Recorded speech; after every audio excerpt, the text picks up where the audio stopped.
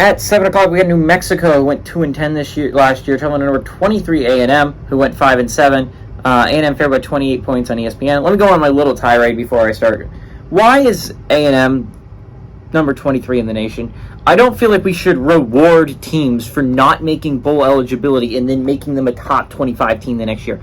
Explain to me how A&M is one of the 25th best teams in the nation, but you're going to leave teams like, I don't know, UTSA, who won 11 games last year, South Alabama, who won 10, South Carolina, who went on a run and beat Tennessee and Clemson at the end of last year, and returns a lot of that same talent. How they're not a top 25 team. Baylor's not a top 25 team, and sure, they barely made bowl eligibility, but that was a good Baylor team last year that played a lot of close games against good teams.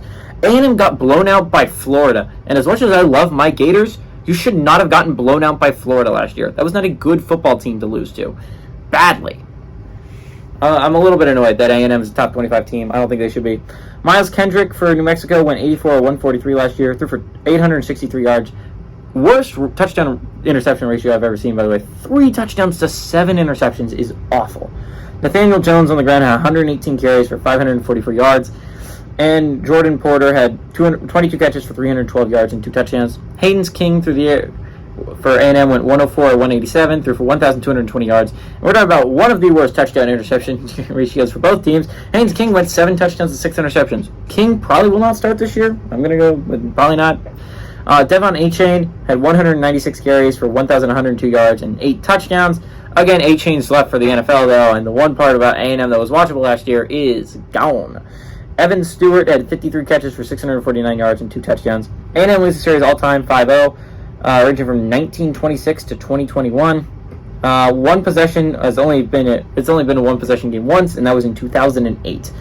Obviously, A&M should win this game. That does not mean that they still are a top 25 football team, but it does mean they are better than one of the worst teams in college football. Congratulations, you're better than New Mexico. This is not a good New Mexico team. This is a downright abysmal New Mexico team. This is not an A&M team that I think is great either. Can they compete for things this year? Obviously, right? Like, they absolutely can. Or almost any team in the SEC can. But not every team in the SEC deserves to be ranked, especially after their performance last year. A&M does not deserve to be ranked. They can definitely earn it. I mean, like, I'm not against them being in the top 25 in a couple of weeks when they actually earn it. But right now, they have not earned it, at least not in my opinion. And they're going to win. They're going to cover against New Mexico because New Mexico is really bad. Does not mean they're a good football team.